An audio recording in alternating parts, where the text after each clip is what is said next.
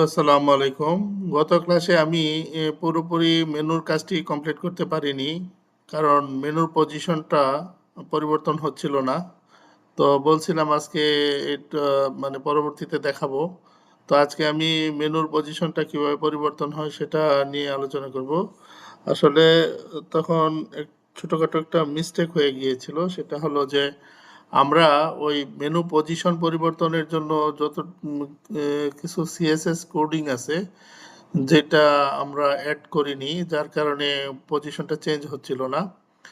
তো বুটস্ট্র্যাপে একটি অপশন রয়েছে, সেটার নাম হলো ফ্ল্যাক্স বক্স। প্রতিটা কলাম বা প্রতিটা রো একটা নির্দিষ্ট অর্ডারে থাকে, অটোমেটিক্যালি একটা নির্দিষ্ট অর্ডার থাকে তার। তো আমরা যদি অর্ডারটাকে উল্লেখ না করি, তাহলে পজিশন অটোমেটিক্যালি পরিবর্তন হয় না।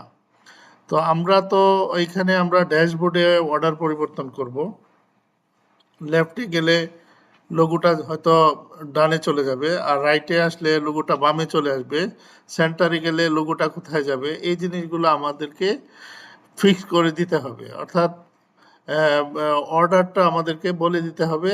পাশাপাশি লেফটে মেনুটা আসলে তার পজিশনটা কীরকম হবে, রাইটে আসলে কীরকম হবে, মাঝখানে আসলে কীরকম হবে, এইগুলো কাজের জন্য কিছু সিএসএস কোডিং আছে। যেমন অ্যালাইনমেন্টের ব্যাপার আছে, সেন্টার, লেফট, রাইট, তারপরে মার্জিনের ব্যাপার আছে, মার্জিং প্যাডিংয়ের ব্যাপার আছে। তো এই মিস্টেকগুলো হয়েছিল। যাই হোক, আমি গত মানে ক্লাসে কিছু নতুন পেজ যুক্ত করেছি। সেই পেজগুলোর নাম হলো new, gallery, contact us, about us. এই পেজগুলো যুক্ত করেছি। করার পরে এইগুলো মূলত যুক্ত করেছি মেনুতে এসে, মেনুর অপশনটা এখানে এসে যুক্ত করে আমি এইভাবে মেনুটাকে মানে ড্রাগ অ্যান্ড ড্রপ করে এইভাবে সেট করেছি যে হোমের সাব মেনু হলো গ্যালারি এবং নিউজের আবার সাব মেনু হলো স্যাম্পল পেজ, আর বাকি blog, about us, contact us এগুলো হলো মেইন মেনু। তো এইভাবে মেনুটাকে পরিবর্তন করেছি, সেটা আগে একটু দেখে নিই। আমাদের এই যে এটা আমাদের মেনু বর্তমানে এটা রাইট সাইডে আছে, এবং আমরা ফাংশনস ডট পিএইচপিতে এটাকে আমরা ডিফল্টভাবে রাইট সাইডে রেখে দিয়েছি, এবং রাইট সাইডে থাকার জন্য এটার যে পজিশন সব কিছু আমরা সিএসএস কোডে সেট করে দিয়েছি। তো এখন কথা হলো এই আমাদের যে এই ফাংশনস ডট পিএইচপিতে যে আমরা কাজ করেছি, সেখানে মূলত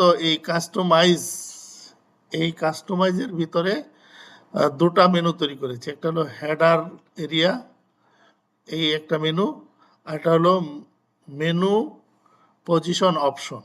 এই দুইটা মেনু তৈরি করেছি, এবং এই দুইটাকে বলা হচ্ছে দুইটা সেকশন, এবং একটা সেকশনের নাম হলো হেডার এরিয়া, আর একটা সেকশনের নাম মেনু পজিশন অপশন।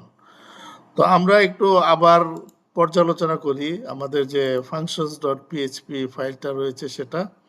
তো এখানে গেলে আমরা দেখব যে প্রতিটা কাস্টমাইজেশনের, অর্থাৎ কাস্টম মেনু তৈরি করার জন্য তিনটা পার্ট। প্রথম পার্টটা হলো সেকশন। এই যে সেকশনটা এইটুকু করলে, এই কাজটুকু করলে আমাদের একটা সেকশন তৈরি হবে, যার নাম হলো হেডার এরিয়া। আর তারপরেরটা হলো সেটিংয়ে গিয়ে এখানে ডিফল্ট সেটিংটা মাঝখানে, যে আমাদের লোগোটা কোথায় ইমেজ ফোল্ডারে কি নামে থাকবে সেটা। তারপরেরটাই হলো আমরা যদি লোগো পরবর্তীতে পরিবর্তন করতে চাই, সেটার জন্য এই বাকি অংশটুকু। তাহলে ঠিক তেমনিভাবে মেনুরও তিনটা পার্ট। একটা হলো যে আমাদের ওই কাস্টমসে মেনু পজিশন অপশন এই নামে একটা মেনু তৈরি হবে, এবং সেখানে আমরা ডিফল্টভাবে রাইট সাইডে মেনুটাকে রেখে দিয়েছি। আর তারপরে আমরা যদি মেনুর পজিশন পরিবর্তন করতে চাই, তাহলে সেই ক্ষেত্রে আমাদের কি করতে হবে, যে মেনু পজিশন পরিবর্তন করতে গেলে আমাদের লেফট, রাইট, সেন্টার তিনটা অপশন রয়েছে। সেই তিনটা অপশন আমাদেরকে সেট করতে হবে। তো এখন এই সেট করতে গিয়ে যে ঝামেলাটা হয়েছে সেটা হলো সিএসএস এ আমরা এটার জন্য কোনো কোড লিখিনি। এটার জন্য আমাদের কোড লিখতে হবে। তো আমি এখানে কোড অলরেডি লিখে রেখেছি, এইখানে কপি করে নিয়ে আসলাম। তো এইখানে মেনু পজিশনের জন্য সিএসএস এ এই কোডগুলো আমাদের লাগবে। এবং এই কোডগুলায় কি আছে যে প্রথমে যেটা আছে সেটা হলো আমাদের লোগোটা আছে কলাম 3-তে, কল 3-তে, কল এমডি 3-তে, আর আমাদের মেনুটা আছে কল এমডি 9-এ। তো মেনুটা মূলত একটা ওই আনঅর্ডার লিস্ট, যেটা রেডিও বাটন অর্থাৎ বুলেট ইয়ে করা সেই ধরনের মেনু। তো এখন কথা হলো এইটা আমরা এইখানে অর্ডার টু দিয়ে দিলাম, আমাদের যে লঘুটা আছে সেটা। এইগুলা কোডগুলা মূলত আমাদের বুটস্ট্র্যাপের কোড। বুটস্ট্র্যাপ ফ্লেক্স বক্স নামে একটা অপশন রয়েছে, সেখানে এই অটোমেটিক্যালি যখন আমরা কোনো রকমের সিএসএস কোডিং ছাড়াই আমরা যদি ড্যাশবোর্ডে এইভাবে আমাদের একটা মানে অর্থাৎ একটা কি বলে একটা যদি কম্পোনেন্টকে বা একটা সেকশনকে মুভ করতে চাই উপরে নিচে ডানে বামে সেন্টারে আনতে চাই, তাহলে অবশ্যই আমাদেরকে এই অর্ডার ফলো করতে হবে। সেই জন্য একটার অর্ডার হলো 2 আর একটার অর্ডার দিলাম 1। এখন আমরা যদি পজিশন পরিবর্তন করতে চাই তাহলে খুব সহজেই আমরা পজিশনটা পরিবর্তন করতে পারবো। তো এখন কথা হলো যখন আমরা লেফটে নিয়ে আসবো তখন কি হবে, তখন আমাদের যে মেনুটা আছে মেনুর টেক্সট অ্যালাইনমেন্ট সেন্টার হবে, সরি লেফট হবে, অর্থাৎ লেফট সাইড থেকে মেনুটা দেখাবে এবং সেই ক্ষেত্রে এটার ওয়াইডটা হবে 100% এবং এটা এটা হবে আর কি।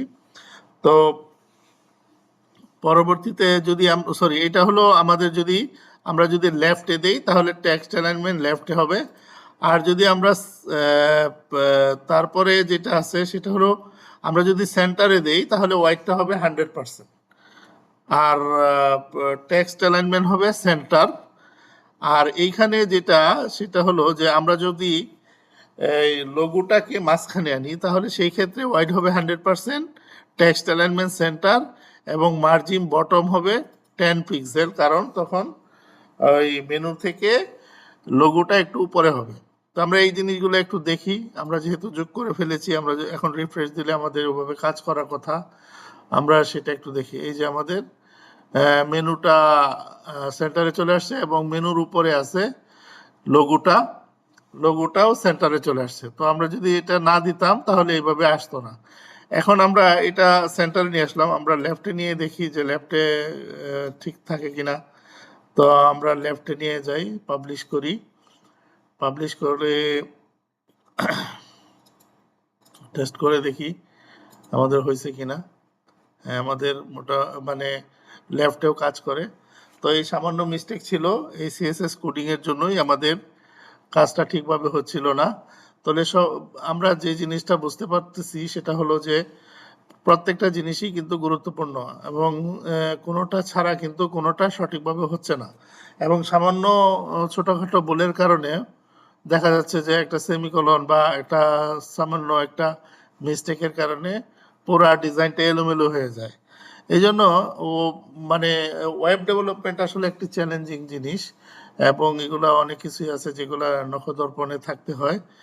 তো তাহলে আমাদের এই আজকে বলা চলে যে আমাদের এই মোটামুটি লোগো এবং মেনু ডাইনামিক করা আমাদের সাকসেসফুলি কমপ্লিট হয়েছে। তো পরবর্তীতে আমরা পেজ নিয়ে কাজ করব, পেজ কন্টেন্ট নিয়ে কাজ করব, বডিতে কিভাবে আমরা তো মূলত ওয়েব পেজের উপরের অংশটা নিয়ে কাজ করেছি, আমরা তো এখন জাস্ট হেড অংশটা কাজ করেছি, বডি অংশ এখনো কাজ করিনি। তো পরবর্তী ক্লাসে বডি নিয়ে কাজ করব এবং পেজ এবং পোস্টের কন্টেন্টগুলো কিভাবে আলাদা আলাদাভাবে বিভিন্ন পেজে লোড হয় সেগুলো দেখব। সেই যাব, সবাই ভালো থেকো, আল্লাহ হাফেজ।